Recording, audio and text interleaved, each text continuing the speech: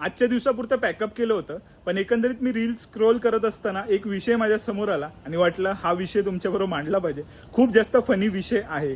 त्याआधी नमस्कार, मी साटम. आता मी विषयाकडे वळतो. तर तुम्हाला महादेवी किंवा माधुरी हत्तीनीबद्दल माहिती असेल, जी कोल्हापूरच्या जैन मठामध्ये होती जवळपास 33 वर्ष. पण सुप्रीम कोर्टाच्या निर्णयानंतर तिचं पुनर्वसन झालं. कुठे तर वनतारा गुजरातमध्ये. हा विषय तर तुम्हाला माहिती आहे. आता कोल्हापूरकर रस्त्यावर उतरलेले आहेत.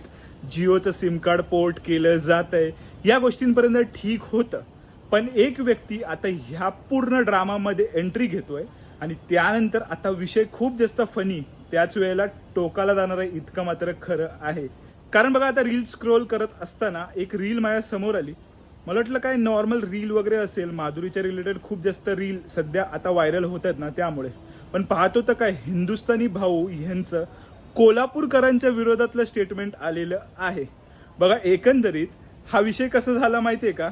एक तर भारतासारखा असेल देश ज्याच्याकडे अणुऊर्जा आणि अणुबॉम्ब खूप मोठ्या प्रमाणावर प्रगत झालेला आहे. त्याच वेळेला नुबड्या पाकिस्तान सारखा देश असेल ज्यांचा अणुबॉम्ब असेल, तयार झालेला असेल, किंवा काही गोष्टी असतील त्या आपल्याला माहिती नाहीत, पण निदान भारतापेक्षा तर चांगला नसेल इतकं तर तुम्हाला मान्य आहे.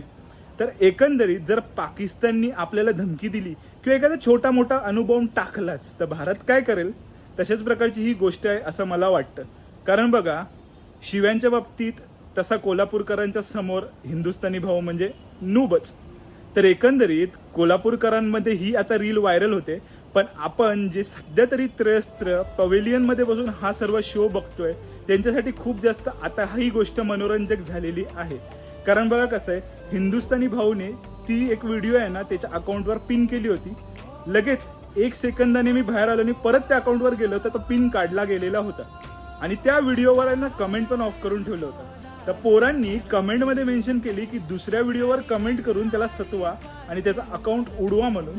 त्याच प्रकारे मी दुसऱ्या व्हिडिओजमध्ये जाऊन बघितलं ना आणि एक कमेंट वाचली ना तर खूप जास्त भयानक, प्रचंड आणि भारी होती. तर एकंदरीत तुम्हाला सुद्धा ही गोष्ट पाहायची असेल तर हिंदुस्थानी भाऊच्या अकाउंटवर जाऊन पहा.